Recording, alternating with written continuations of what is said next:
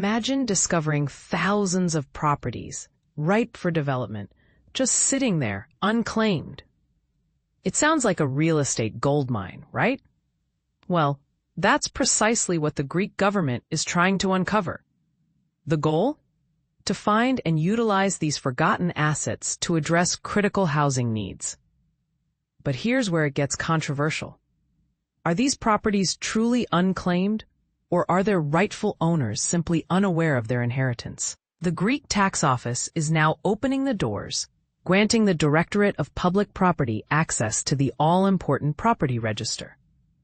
This interoperability, allowing different systems to talk to each other, is key to identifying properties that have fallen through the cracks, those without apparent errors, or with other complexities preventing ownership claims.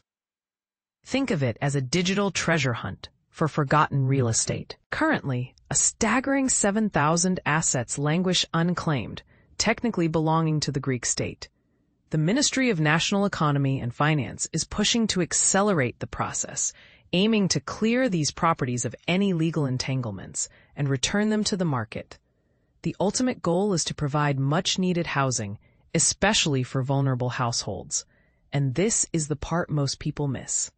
It's not just about finding properties. It's about ensuring they are legally sound and ready for use. Imagine the legal quagmire if someone suddenly claimed ownership after the state had already begun development.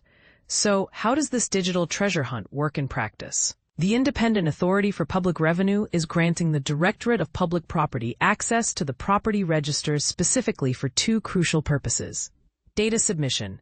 Executors of wills, liquidators, and guardians of probate estates are now required to submit data on real estate belonging to inheritances under liquidation, meaning the assets are being converted to cash, either in favor of the state or for a public benefit. This also includes inheritances with no obvious heirs. Think of a distant relative who passed away without a clear family line. Their property could end up in this category. Verification. The competent public benefit property departments are tasked with verifying the realty information from these inheritances. They're essentially double-checking to ensure accuracy and that all legal bases are covered.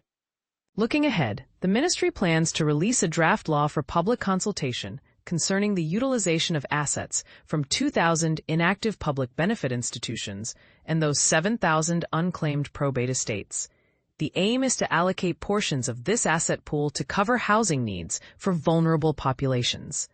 This could involve repurposing existing buildings or developing new housing on vacant land. The entire effort hinges on creating a comprehensive inventory of properties unknown to the state because no one has claimed them. The proposed law mandates the digital mapping of all public benefit properties and unclaimed inheritances.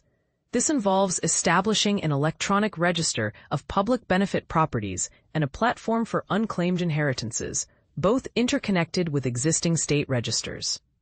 This centralized system will create transparency and make it easier to track these assets. Furthermore, all administrative and management actions related to public benefit properties will be required to be posted in the register by those responsible. This ensures accountability and prevents mismanagement of these valuable resources.